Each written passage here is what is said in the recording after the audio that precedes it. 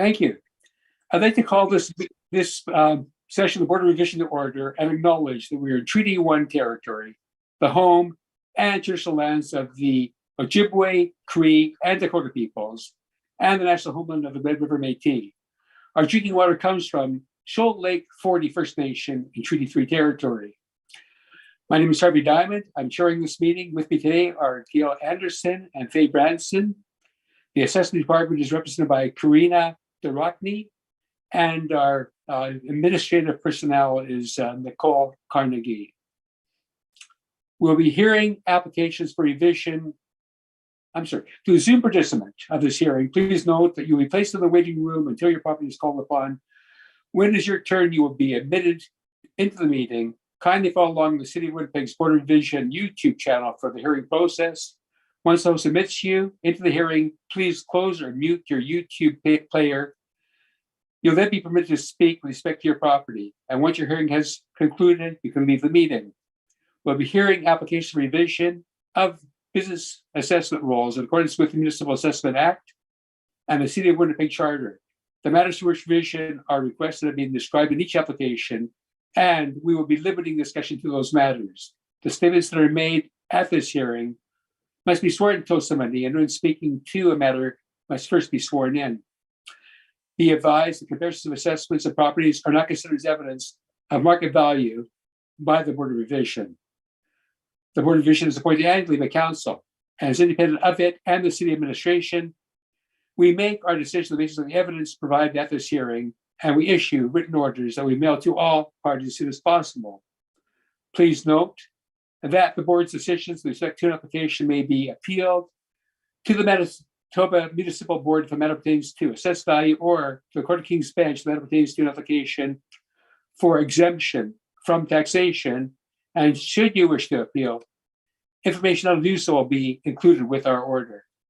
With respect to the hearing process, I will confirm the points of appeal with your property to be addressed with each applicant following the swearing in. We'll then have the assessor's testimony followed by any questions that the applicant may have, and then the applicant's testimony followed by any questions. And each side will be given an opportunity to summarize if they wish to do so. Once all the evidence upon an application has been brought forward, the applicant may leave. The person will repeat for each item on the docket today. The session will close after all the applications have been heard, and the board will deliberate in private and make its decisions. You receive the board's order by written mail as soon as possible.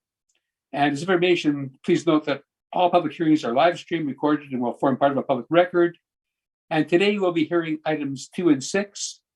And Ms. Carnegie, please swear in the assessor at this time. Madam Assessor, please state your full name. Karina Durochny. Do you affirm that the evidence you're about to give at this hearing is the truth, the whole truth, and nothing but the truth? I do. Thank you. Mr. Rock, please state your full name. Lyle Rock. Do you affirm that the evidence you're about to give at this hearing is the truth, the whole truth, and nothing but the truth? I do. Okay. Okay, thank you. Sorry, Mr. Chair, I'm just going to require a second to just put Mr. Rock in the waiting room. There we go. Okay, thank you. Okay, so the first item on the agenda today is item number 2, which is the property at 55 Bannister Road. And I've been advised, Mr. Rockney, that there's going to be a recommendation on this property, and that the applicant, although not present, has accepted that recommendation. So you can please present your information. Of course. We had a brief discussion in regards to the property, and we had discussed a lower rent. So he confirmed the recommendation of $45,780 based on a rent of $5.75. Okay, and that's the only change that arrived at that recommendation to reduce then. Correct. Okay, any question, panel members? I have no questions. Thank you. Questions, thank you. Thank you. And I don't have any questions, so thank you very much. So this was, you're right, this was very short, and we can then proceed with item number 6. Okay, I'm just going to readmit Mr. Rack.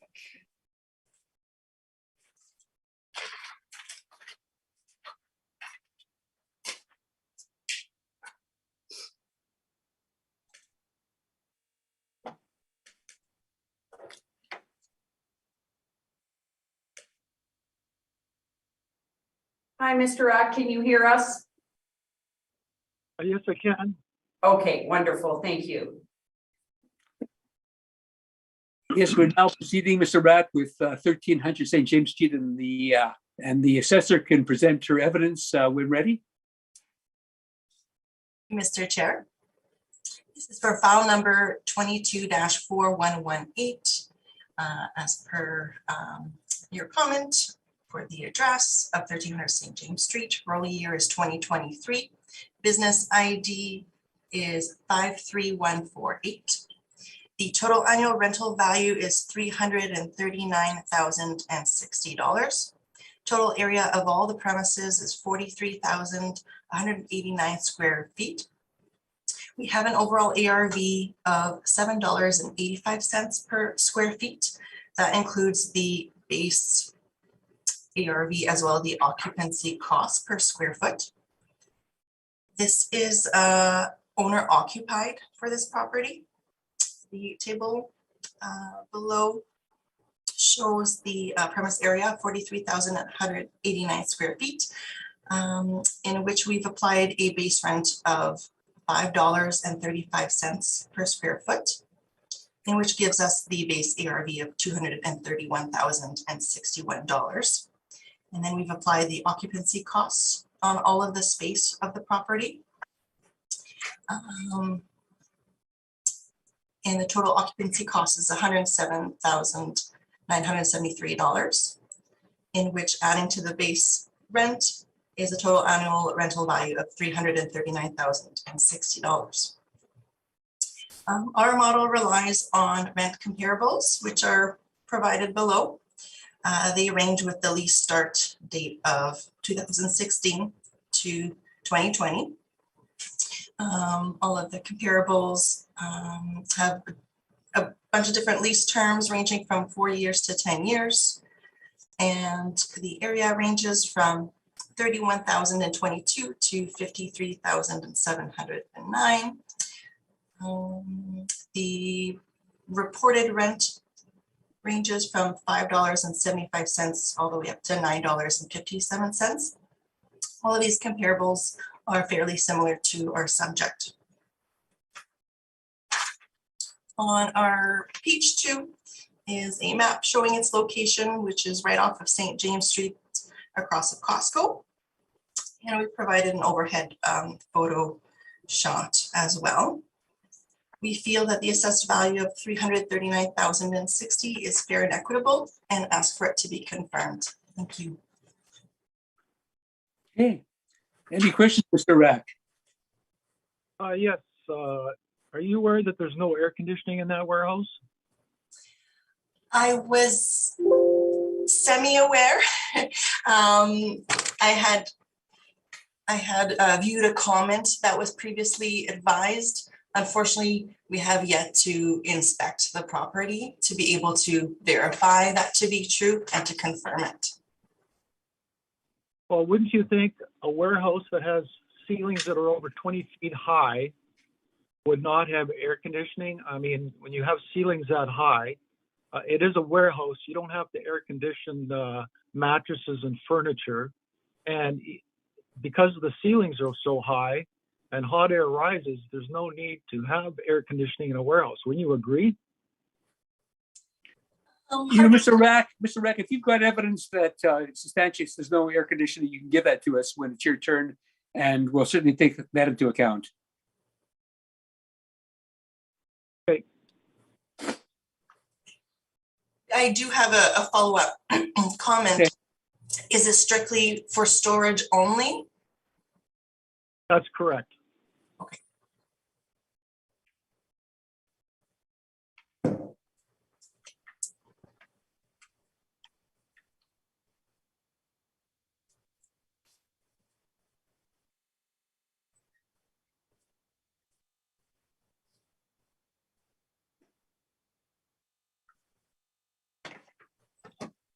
Any further questions, Mr. Rapp? No, thank you. Ms. Anderson, any questions?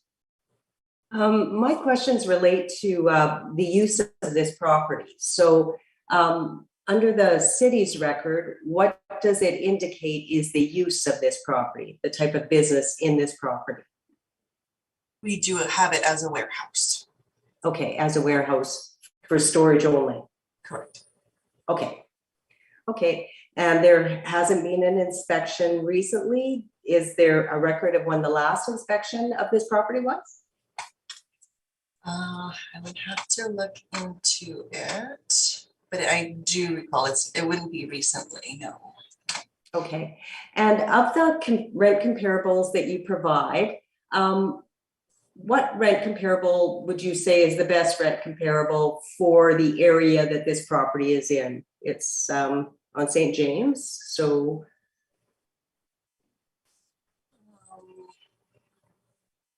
I would probably say Notre Dame or Keewatin. Okay. Okay. Thank you very much. Thanks for your presentation and answering my questions. Those are all my questions, Mr. Chair. Thank you, Mr. Anderson. Ms. Branson, any questions? I have no questions. Thank you. So I guess my question goes to your comparables. Have you checked all the comparables and determined that they are in most respects comparable to the subject property? No, I have not had that opportunity. So you don't know what the comparables look like because I know they have various rents that go from $9.57 a foot to as low as $5.75, which are all higher than the subject I see. But I don't know if we're comparing two comparisons with because if the ceilings are as high or the access to the properties is good, or like are they comparables? And that's what I'm asking. Correct. It definitely hard to say. I mean, there's a variety of them. Regarding the rent difference, you could tell basically it's due to the most recent leases. So the higher rents are because they're more recent leases. But they're all market driven based on many factors. The location. They are similar as to the warehouse aspect. And there's quite a few of them. No, there are a lot of them, but I guess really, in all fairness, we have to look at those numbers and determine that they show a fair, a comparison to the property that we're dealing with today. And not knowing what they look like, and if you can't tell us that they have higher ceilings or better access, or they're newer buildings, or more desirable in a lot of ways, it's really, really difficult to do that. So I'm looking at your comparables, and I see they're all higher, definitely. And I'm sure Mr. Rack will have lower ones. And, hopefully when we ask him, he'll be able to determine whether they closer resemble the subject, because, that's information that we really need. And I think should be provided. I know there's business taxes, but still, they are given, evidence given to us that you're asked us to rely on. And if you can't tell us that it's really comparable, it makes it more difficult to do that.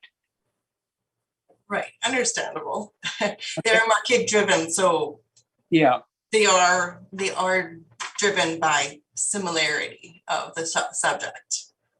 And I've been on the board for a long time, and I know that this is the way it's been done year after year. And so that's probably why it's continued. But I really do think that the assessors should look at the evidence that they're providing and be able to tell us that it represents the property we're dealing with. Okay? Fair enough. Thank you. Okay, Mr. Rack, your evidence? I think, Mr. Chairman, I'd have to agree with you, Mr. Chairman, that getting similar properties to determine market rent is Mr. Rack, very critical. So, your comments can be made at the end, but right now, I can see your evidence. okay, if you look at my brief, page 1, first picture, you can see a picture of the property from the outside. You'll see to the bottom left-hand corner, there's a for sale sign there. And that's from Capital Realty. The property was for sale for over 5 years. If you look at the next picture underneath it, it went from that picture shows the property line. You'll see that dotted red line basically goes where the loading docks are. And the problem with this property, why it wouldn't sell, is that the footprint and the actual paved area is so small compared to the building, it basically makes the building as a warehouse functionally obsolete. That little, at the end wall there, that's where the employees park. So all you can put in there is basically 2 trailers. And to get in there, the access is very difficult to pull a trailer in because you have to pull the semi in front of the building that's just south of that. So what the owner had to do was he bought a truck, semi-trailer, the tractor part of it, with a single axle. And he did that because it's so hard to get in and out of that property, especially swinging in, cutting off a lane on St. James. And you know how busy St. James is. It's very difficult to get into that property. And that definitely affects the value of the property. So if you go to page 2, you'll see the inside of the property before, when it was for sale by Avis Young. And you can see how high the ceilings are. And there's no air conditioning in there. There's no need for air conditioning when the ceilings are so high. I've never been in a warehouse yet that had air conditioning in it. The only time there's air conditioning in a warehouse is if there's a freezer. So Avis Young knew the problem. They knew that they couldn't sell that as a warehouse because it's functionally obsolete. So their idea was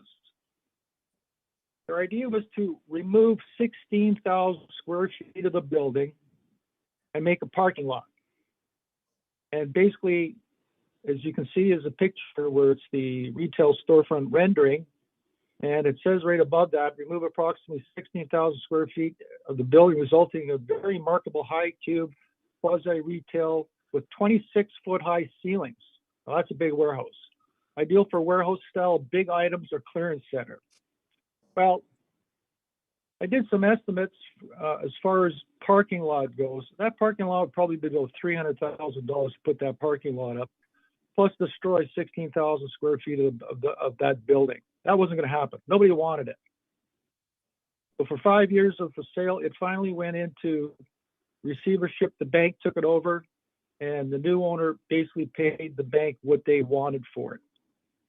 So it basically probably sold in August of 2017, and it was based on a rent of $3.18 a square foot. That's basically what it sold for. So if we keep going down, you'll see on page 4, these are my comparables, and they're actually comparables that assessors have brought to hearings on other warehouses. You'll get 889 Aaron at $3.67. And if you go to the bottom of page 5, you'll see what that buys you or what you can rent for that. Like, that has 9 overhead doors for semis. It's got parking on the side. It's a beautiful building.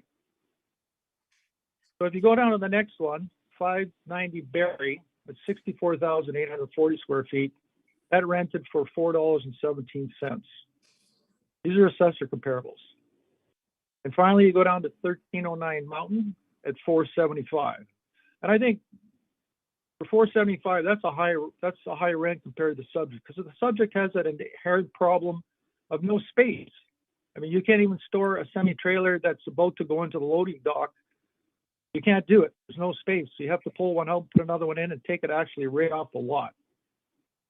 So I've given some comparables, and the comparable average is $4.34.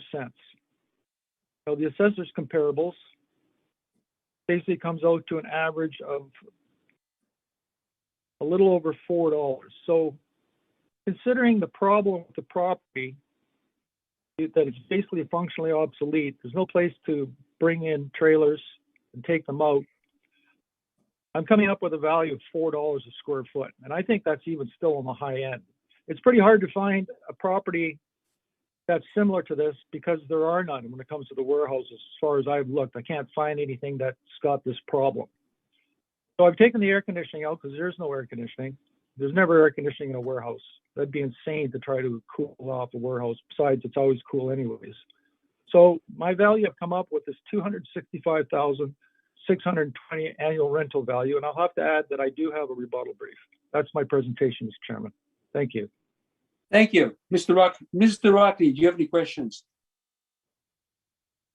I do just have one regarding your comparables, Mr. Rack. When were these leases signed and are they at market? Well, they are at market. I don't know exactly when they were signed, but they were presented by the assessment department. So they would have ran in the years over 2021. Those are comparables from the assessment department. Great, thank you.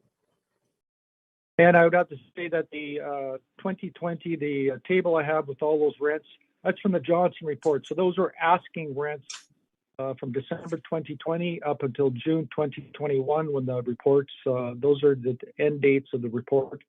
So those would have been asking rents. So they could have signed for less. Okay. Any other questions, Mr. Rocky? No, those are all my questions. Thank you. Ms. Branson, any questions? No questions, thank you. Ms. Anderson, any questions? My question relates to the comparable rents provided there. The question is to follow up on the assessor's question. Mr. Rack, you're saying those have been presented by the assessment department during this assessment cycle, right? During the appeals at this time, right? Correct. Okay, thank you. And in regards to the table, and I know that you've indicated that it's really difficult to compare this property because there's nothing quite the same, but which comparables do you think are closest to it of the ones you provided there? Well, it's because they all have huge land areas, there's basically nothing comparable to the subject property. That's the whole problem. Is that any warehouse, you know, if you'll see in my rebuttal brief, as far as the assessor's comparables, is there's nothing that has that small of a footprint. That's why Avis Young basically thought that the only way to sell it, we tried to sell it as a warehouse, capital, and they thought the only way you're going to sell this thing is you got to rip down some of the building for parking. So I can't say anyone is similar to it because they all have huge paved areas to move around semi-trailers and that. So I'd say none of them are comparable, really. Mm-hmm. Okay. I'd say the only one, sorry to interrupt, I'd say the only one that's comparable for as far as footprint goes is the 889 Aaron at $3.67. As you can see, a semi-trailer, page 5, to get in there has to basically back up from the street. That would be the same, you know, the same problem that you would have with the subject property. So, I mean, when it comes to comparable, I'd say that's about the best comparable, that because the other ones I looked at all have large footprints. Yeah. Okay. Thank you very much. Thank you, Mr. Rack, for your presentation and for answering my questions. Those are all my questions, Mr. Chair. Thank you. So, Mr. Rack, I guess my first question is, have you yourself ascertained for sure that there's no air conditioning in this building? Yes, I've been in there. There's no air conditioning. Warehouses with that high of ceiling, there's no need for air conditioning. You tell me that you've confirmed yourself there's no air conditioning there. You know it to be a fact. I know that to be a fact. Yes, sir. Okay. Okay, I'll accept your evidence for that. Next question I have is, have you inspected any of your comparables on page 7? No, I have not. So you don't really know how they compare or don't compare. Well, I've looked at them online, so I just know from the pictures that they basically have a large footprint around them. Okay, you haven't provided us with the pictures, so. The only pictures I've supplied is the assessor's comparables, which I kind of rely on those ones. I mean, if you're looking at Barry, there's a picture of Barry there. It's got, and in fact, the one on Barry, you know, page 6, you can see that the whole front of it is office space. and the back is warehouse. And I would say, being a warehouse, being just a square building that's empty, I'd say that's like the subject property. And, the picture of 889 Aaron is, you can see it's a huge warehouse. It's open space, so there's a picture of that one. And then the mountain one, you can see the picture of mountain. So that's a warehouse. As far as the other ones, sorry to interrupt, but the Johnson report is just to show you that there are rents in the $4 range, 375 King, 309 on Redwood. So I'm basically, those are the Aaron and the Berry and the Mountain are the three that I'm really showing and highlighting for my $4. Okay. One more question, and then I'll be finished. And that is, you said there's no air conditioning. Is there an office there, and is that not air conditioned as well? There's a little office on the second floor, which is basically a lunch room and a changing room. And to be honest with you, I don't know if it's air conditioned. When I was in there inspecting the property, I never asked that question. So it could be, it could not be. I have no idea, to be honest with you. Yeah, because you're asking us to remove the air conditioning, and that's something that we require evidence to confirm that.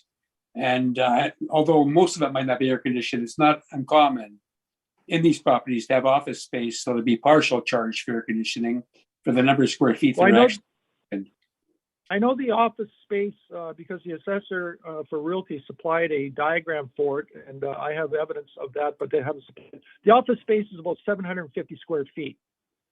Just a little tiny office. If you look at the top page 1, you'll see above the entrance on the right, there's 3 windows above that entrance. That's where the office is. It's about 750 square feet. So that could be air conditioned. But as far as the warehouse, it'd be impossible. The charges to air condition that warehouse, besides the ceilings are so high that you don't need air conditioning. The concrete floor, the hot air rises, it's all on the top of the ceiling. That's fine. Air conditioning, yeah. You don't have to tell us why it wouldn't be air conditioning. You can tell us it isn't, and that's better evidence for us. And Okay. you don't know about the office, so that's something we'll have to consider. But that's fine. So I think you've answered my questions. I'll give both parties an opportunity to do a summary if they wish to do so, and if not, we'll then close the hearing and render a decision. Rebuttal, Mr. Chairman. Well, okay, you can provide your rebuttal. I think we need it, but go ahead. I've sent it You to have it your up? SharePoint, Mr. Chair. It's in your SharePoint, and Madame De Racini, I emailed it to you. Yes, I received it. Thank you. Okay. Okay, we have your rebuttal. Okay. So these are the assessor's comparables, and as I've stated before, the important thing is the area around the building, the paved area. That's very important. As far as leasability, that was the problem with the subject property. So if you go, we're going to go run through it. So on page 1, you'll see that is 1175 Sherwin Road.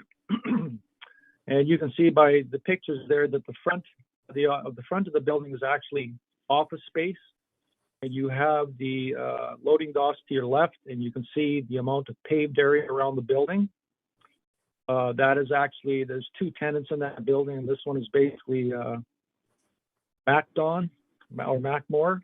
So if you go to page 2, you'll see a picture overhead view of the building, and you'll see that there's a tremendous amount of paved area. In fact, there's 2 trailers parked on the side of that building. So that makes it easy to maneuver semis in and park them. So that makes that building not comparable to the subject because of that paving. And if you go to page 3, you'll see there's actually a showroom in there with retail area. And the other fact is that the front of the building has an office, and there's no office really to speak of in the subject property. So that's not a comparable. If you go to keep scrolling down to 895 Century, number 2, that's definitely not comparable. That's Bill-Knight flooring. That's a retail outlet, not a bare interior warehouse. And you can see by the overhead picture that it basically has a lot of parking area for customers. That was the idea for the subject property by Avis Young. And if you go to page 4, or down to page 5, you'll see that's the inside of that building. So it's far superior to the subject. And if you go to page 6, you'll see another shot of the interior. So that's not comparable to the subject. If you go down to page 7, so the bottom of page 6, you'll see it's Buffalo driver training. And you can see the tremendous amount of area around that building. I mean, you can see the amount of storage that's there and all these shipping containers. Such a huge area around the building. Subject doesn't have that. So that's actually not comparable. And if you keep scrolling down to the bottom, page 7, and into page 8, you'll see on the front of that building, that's all office space. Well, the subject property doesn't have a huge, I mean, that's got to be a few thousand square feet of office space, all glassed in. Well, the subject property doesn't have that. So that's not comparable. Now you scroll down to number 4, which is 1720 Dublin. That's actually a UPS customer center. So you can see the side of the building, and you can see there's an overhead door to the right. And at the bottom, you can actually put a semi-trailer and drive trailers into that building. Well, you can't do that to the subject. And the subject doesn't have all that office space on it. If you go down to page 9, you'll see the front of it and other overhead doors where trucks can go in. And you've got that fancy office space, groomed area around the office. Subject doesn't have that. If you look at the overhead view, you can see how much land is around there and how many trailers and trucks are parked in that area. Subject doesn't have that. That's not comparable, unlike the subject. You scroll down to page 10, you'll see 959 Keewatin. That's got 8 loading docks on it, a large paved area, and that's unit 8. So that's not comparable. And you look at the overhead view, you can see there's lots of room for a semi-trailer to back up to. There's multiple loading docks. You can even see at the left-hand side there's trailers parked on the side. Lots of space to park stuff. That's not comparable to the subject. Keep scrolling down to number 5. That's 1530 Gamble. And you can see there's 3 tenants in there. Varian, I think it's pronounced Ricky's, and where else what? That's the front of the building. Well, that's all office space in the front. Subject property is not like that. Like, look at the entrance to there. That's subject property is not like that. Large grassed area in the front, page 11. You go down to page 12. That's the interior of that for the office space for all those companies. And you can see their names on the wall there. All those companies are sharing that office space. So it's got a curved staircase going upstairs. And you can see there's like a balcony on the edge. So it's got 2 floors of office space. And that's pretty nice. Subject property doesn't have that. That's not comparable. And if you go down to the next page on 13, you can see Gamble. You can see all the trailers at the back. You can see all the parking for customer parking, for basically employees, large grassed area. That's not comparable. Now you go down to number 7, which is 2030 Notre Dame. That's MCO. This has been used multiple times by assessors. I don't know why they keep using it. So there's the front of the office, 2 stories of office space.